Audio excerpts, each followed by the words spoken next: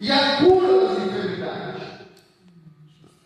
A Bíblia vem me falar que o sacerdote, né, quando era para ser consagrado, era a unção no dedo da mão, no dedo do pé e na ponta da orelha. Se você for pegar no Velho Testamento, a unção era o símbolo do Espírito Santo de Deus. Glória a Deus. Então essa mulher aqui, quando nós trazemos para a parte espiritual, estava faltando alguma coisa na casa dela, o azeite material. Mas nós, irmãos, que servimos a Deus, não pode faltar a unção do Espírito Santo na nossa vida. O azeite, que é o símbolo do Espírito Santo, não pode faltar na minha vida e na sua vida. Porque o que é o Espírito Santo? É aquele que te traz alegria na alma. Hoje eu estava conversando com um homem, ele falou assim: eu estou pronto a desaparecer. Estou muito deprimido. Eu falei para ele: nós estamos numa terça-feira, numa campanha. Vai na igreja receber uma oração. É uma pessoa desviada do caminho do Senhor. Vai na igreja de vez em quando. Mas não basta você estar na igreja de vez em quando. Você tem que sentir a graça de Deus. Esse azeite tem que estar na sua vida. Esse Espírito Santo aqui tem que estar na sua vida.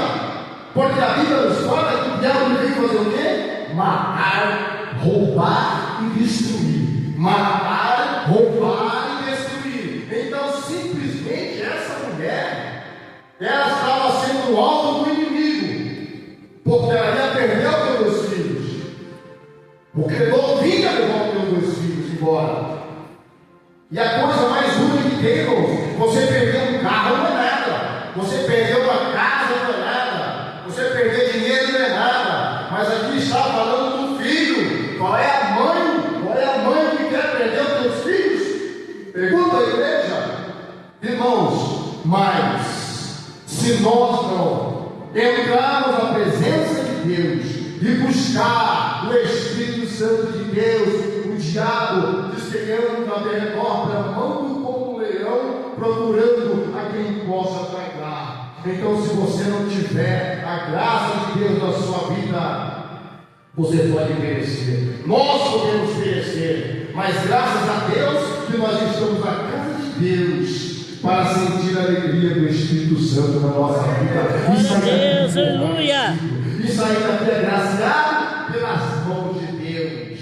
Aí o profeta disse assim, então disse ele, vai dar quase emprestado, simplesmente, eu vou resumir aqui, disse que ele foi, mandou ela entrar para dentro de casa com teus filhos, buscou vaso e disse que aquele azeite foi multiplicado, e a Bíblia nos fala que ela viveu daquele azeite por muito tempo. Glória a Deus.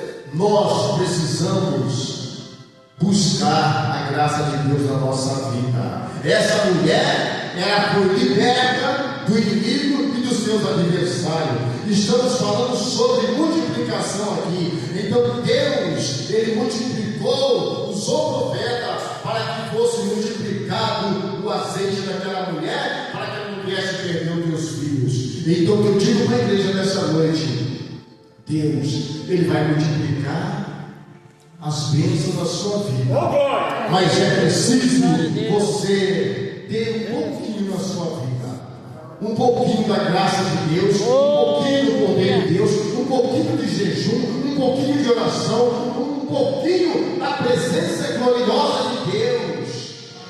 Porque nós não somos super-homem, nós passamos dificuldade, provas, luta.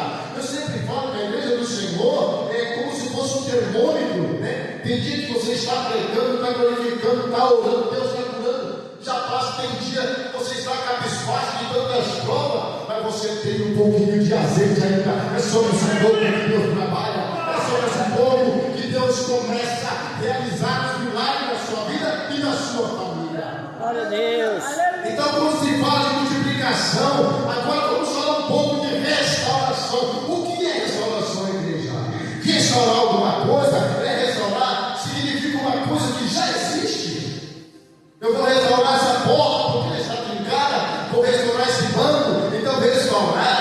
verdade, é fazer algo que já existe. Você vai trabalhar em cima de uma coisa que já existe. Então, quando se fala em restauração, irmãos, eu me lembro de Paulo, certa vez ele chega numa cidade chamada Troade. Paulo, na sua viagem missionária, ele passa ali, irmãos,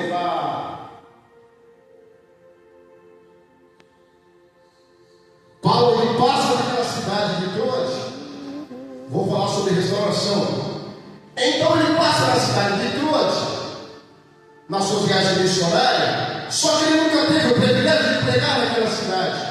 E certamente, numa de suas viagens, ele chega naquele lugar ali.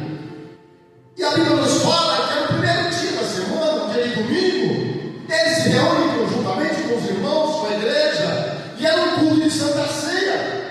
Era um culto de Santa Ceia.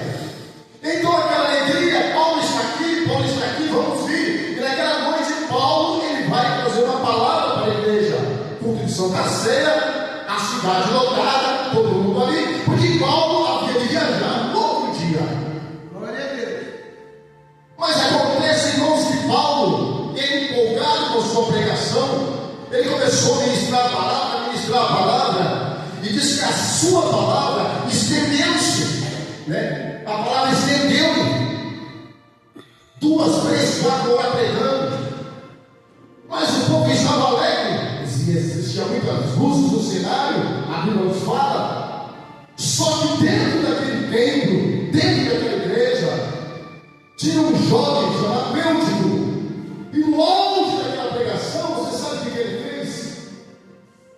Aquela igreja, ela estava localizada no 3º andar, então subia-se a escada e ia para o 3º andar para ter o culto.